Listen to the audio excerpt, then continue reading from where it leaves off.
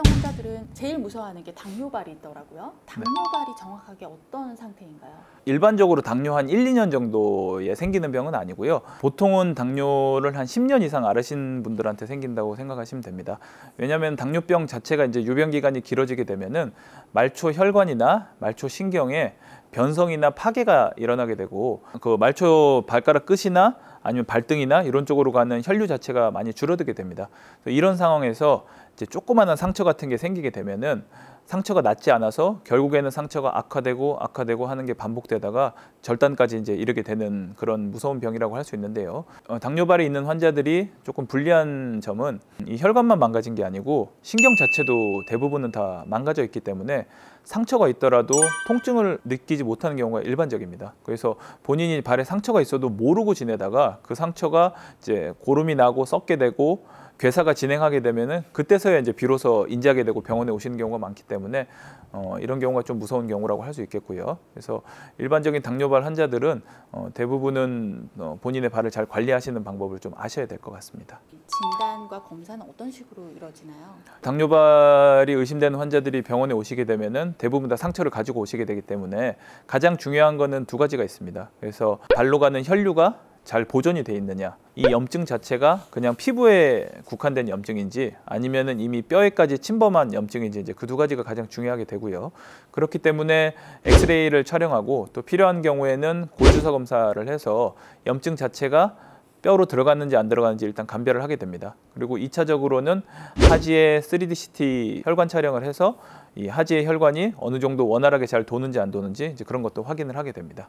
당뇨가 있으면 상처가 잘 낫지 않는 그런 특징 때문에 이 당뇨발이 생기는 건데 그럼 치료를 어떻게 해야 되나요? 일반적인 저희가 창상 치료하고 똑같이 항생제 사용하고요. 그리고 소독하면서 이제 경과를 보는 건 똑같은데 당뇨발 환자들이 이제 추가적으로 저희가 고려하는 상황은 혈관이 결국에는 확보가 잘 되는 게 중요하거든요. 그래서 혈관 검사를 해서 혈관이 잘 확보가 안 돼 있다고 하면 혈관 중재 시술 같은 걸 해서 어떻게든 혈관을 좀 확보해 보려는 노력을 합니다. 그래서 혈관이 잘 확보된다고 하면 적절한 치료하고 항생제 쓰면서 잘 이제 치료가 되면 참 다행인데 많은 수의 환자에서는 여러 가지 노력을 했음에도 불구하고 결국에는 괴사로 진행하게 되거든요. 그래서 이런 경우에는 마지막 최종적으로는 절단을 고려하게 됩니다.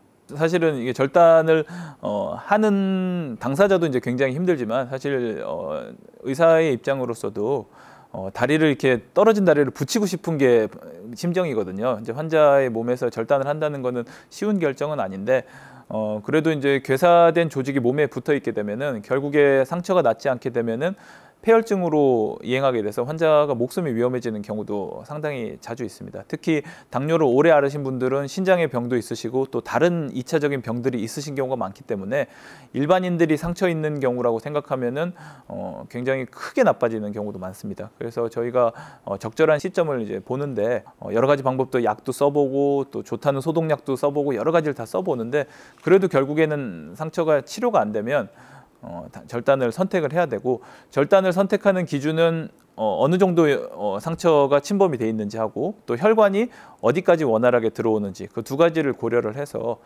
절단을 어디서 시행할지를 결정을 하게 됩니다. 그러면 당뇨발을 예방할 수 있는 방법들은 어떤 것들이 있을까요?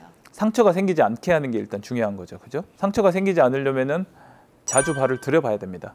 자주 발을 들여보는 게 가장 중요하고 환자분들한테도 저는 하루에 한 번씩은 발을 보라고 합니다. 그래서 발에 상처가 있나 없나 그거를 빨리 찾아내는 게 제일 중요하고 두 번째는 발에 상처가 생길 수 있는 요건, 신발하고 관련되어 있는 경우가 많습니다. 너무 꽉 끼는 신발을 신게 되면 발에 조그마한 상처가 생길 수 있거든요. 결국에는 요만한 상처 때문에 무릎에서 절단하시는 경우도 굉장히 많습니다. 그래서 너무 꽉 끼는 신발은 절대로 피해야 되고 세 번째는 일단 상처가 발생을 한 상황이라고 하면 병원에 오시는 게 가장 좋지만 본인이 하실 수 있는 거는 엄격한 혈당 관리입니다.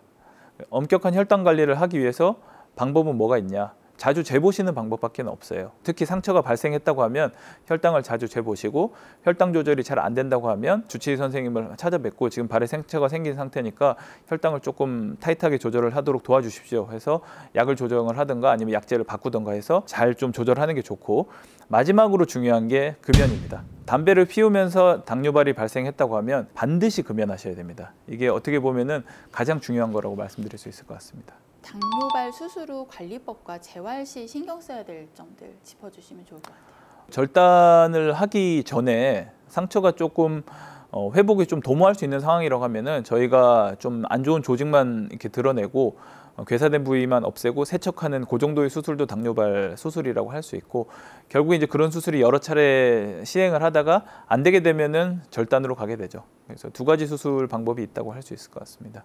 상처가 잘 나아서 마무리가 된 상황이라고 하면은 앞서 말씀드린 거하고 동일합니다. 혈당 조절이 중요하고 또 금연하는 게 중요하고 발에 상처가 생기지 않도록 하는 게 제일 중요한데, 이미 이제 절단을 해서 절단 이후에 상처가 나은 경우라고 하면 저희가 보통은 의지나 아니면 보조기 같은 걸 껴서 기능적으로나 아니면 외관적으로 도와드리는데, 이런 경우는 의지나 보조기가 절단한 부위에 닿는 그 표면에서 자극이 발생할 수 있습니다. 특히 이 표면이 잘 맞지 않는 경우에는 또 크고 작은 상처가 발생해서 그게 또 다시 안 좋아져서 그거보다 더 위의 레벨에서 재절단하거나 또 이런 불상사가 발생할 수 있기 때문에 처음에 의족을 사용하신다고 하면 한번 사용해 보시고 그 처음에 사용하는 기간에 상처가 발생하는지 안 발생하는지를 잘 관리하셔야 되고, 만약에 상처가 발생하는 의족 보조기라고 하면 그 살에 닿는 부위를 반드시 조정을 하셔서 그렇게 해서 어차피 장기간 사용하셔야 되는 거기 때문에 그렇게 모양을 조정하신 상태에서 사용하시는 게 제일 중요하다고 생각됩니다.